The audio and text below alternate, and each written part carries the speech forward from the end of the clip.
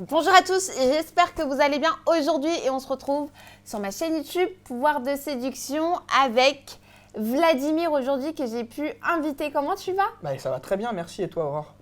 Ça va très bien, je te remercie. Bonjour à tout le monde.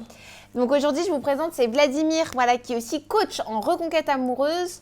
Pour vous messieurs et pour vous mesdames et pour vous tous aujourd'hui, on a décidé d'échanger sur un sujet hyper important quand même qui est le fait de devenir accro à son ex. Pourquoi on devient accro à notre ex? Pourquoi on devient accro à notre ex? C'est un bon enchaînement. Exactement. Et du coup, je te pose la question, Aurore, pourquoi est-ce qu'on est accro à son ex?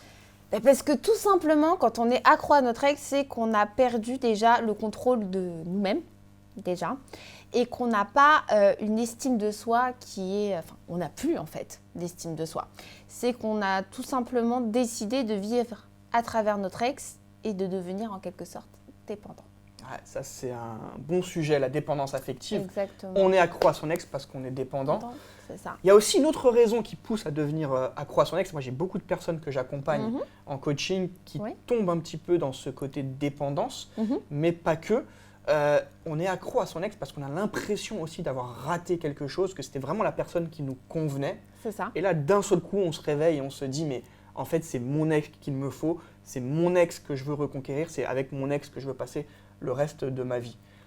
Et là où ça devient un effet un peu pervers, c'est qu'après, en général, ce qu'on a tendance à faire, quand on se retourne vers son ex pour lui dire ces mots-là, donc si vous dites à votre ex « je t'aime, je veux que tu reviennes, j'ai besoin de toi dans ma vie, je suis accro à toi », on va en réalité se baser par rapport à soi-même. Ouais, ça. Et ça donne un côté égoïste à sa reconquête qu'il faut absolument éviter parce que l'autre, surtout si l'autre a décidé de la rupture, l'autre va se dire « mais en fait, c'est ce que lui veut ou elle veut, mais moi, qu'est-ce que je veux dans cette histoire ?»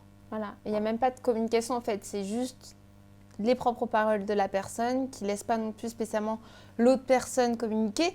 Et très souvent aussi, enfin moi je ne sais pas si tu as cette analyse, c'est que tu as des personnes des fois qui vont vouloir reconquérir par ego et non pas par véritable amour, une véritable envie de reconstruire. Est-ce que ça t'arrive? Comment tu peux te dire, à un moment donné, tu sais, quand tu te fais quitter, de te dire, bon, j'ai envie de la reconquérir. Toutes les personnes vont te dire, j'ai envie de la reconquérir, mais ne savent pas réellement pourquoi ils veulent reconquérir. Alors, c'est vrai que ça m'arrive. Pour être tout à fait honnête, ça ne m'arrive pas souvent. Oui. Parce que les gens qui font cette démarche d'aller jusqu'au coaching, ils sont quand même dans une démarche assez positive. Maintenant, effectivement, dans les commentaires des vidéos, il y a souvent ce genre de thématique qui revient. Je veux, juste pour lui prouver, je veux me remettre avec elle, ou avec lui d'ailleurs, ça dépend. Mais le côté égo, il revient, mais je ne le vois pas aussi souvent que ça. Ok. Et donc du coup, le fait d'être accro à son ex, comment on peut faire, quelles sont les petites solutions qu'on peut donner pour que les personnes se détachent un petit peu et que aussi la reconquête fonctionne? C'est pas parce que vous allez être accro en fait et montrer à votre ex au quotidien que vous l'aimez que ça va marcher en réalité. Alors, ça c'est une certitude. Au contraire, ça risquerait même de ça. pas vraiment fonctionner. Exactement. Quand on montre trop qu'on est accro, qu'on est attiré, parce qu'on va se mettre en demande, on va se montrer acquis. Souvent, quand on est acquis, ça ne fonctionne pas. Donc, automatiquement, ça, c'est des comportements à éradiquer chez vous. Alors, qu'est-ce qu'on fait quand on est accro à son ex? Il faut travailler sur sa dépendance affective. C'est ça. Donc, ça, c'est des thématiques qu'on traite régulièrement dans nos vidéos. La dépendance affective, c'est vraiment un des fléaux de la vie sentimentale.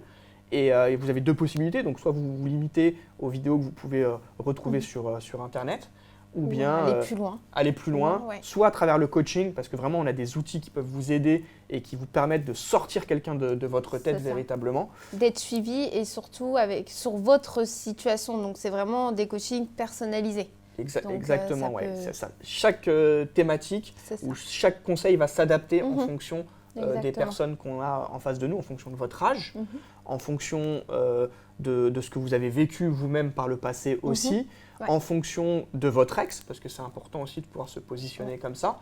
Même si on travaille sur la dépendance affective, certains de ces comportements, on peut les reprendre pour les contrecarrer et derrière vous aider à sortir votre ex de votre tête, de sortir votre ex de ce côté accro auquel vous êtes devenu. Et surtout de retrouver une estime de soi. C'est extrêmement important parce que quand vous êtes accro, c'est-à-dire que vous avez perdu contrôle sur vous-même. Donc, il est très important pour sortir en fait de cette dépendance, de se rechallenger au quotidien par de nouvelles choses, en fait, de vous prouver aussi par vous-même que vous arrivez à faire les choses seul.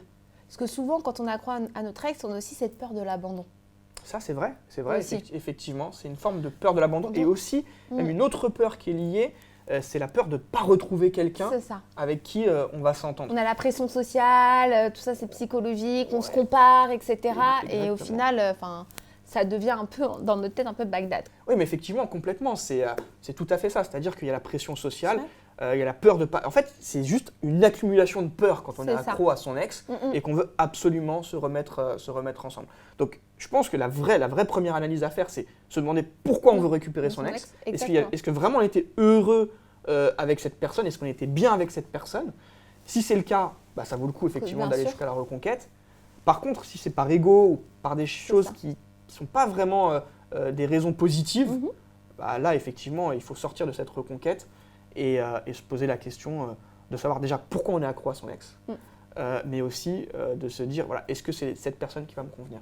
Oui, parce qu'en plus, très souvent, le fait d'être accro à son ex, c'est qu'on l'était déjà dans la relation.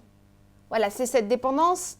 Le fait d'être accro, n'est pas venu suite à la rupture, mais c'est souvent quelque chose qu'on a vécu aussi au sein de la relation. Ouais. Ou alors qu'on n'était absolument pas concentré sur la relation, à l'effet inverse, et que là, d'un seul coup, on veut faire basculer les choses. Exactement. Donc, c'est pour ça, faites très attention et bien évidemment, si vous souhaitez faire une démarche pour reconquérir votre ex, prenez un petit peu de retrait, comprendre aussi le pourquoi du comment de la rupture pour pouvoir bien rebondir avant tout par rapport à vous, afin d'être meilleur et pour pouvoir dégager de la positivité et attiser de la curiosité pour l'ex, quoi. Exactement. Ouais. En tout cas, c'est bien dit. Exactement. En tout cas, ça m'a fait plaisir, Vlad. Moi aussi, ça m'a fait plaisir cette vidéo.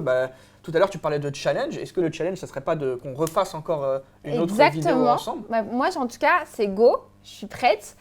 Et j'espère que pour vous aussi, ça vous a plu. N'hésitez pas. On va réfléchir à un thème et puis on se lance du coup. Voire même, donnez-nous des thèmes à pouvoir développer avec Vlad. On se fera un plaisir de le faire pour vous. Avec plaisir. N'hésitez pas à les mettre en dessous dans les témoignages. Exactement. Et n'oubliez pas les pouces. Hein. Ouais, n'oubliez pas les pouces, n'oubliez pas les messages. On fera un plaisir de vous répondre et on vous dit à très vite. À bientôt.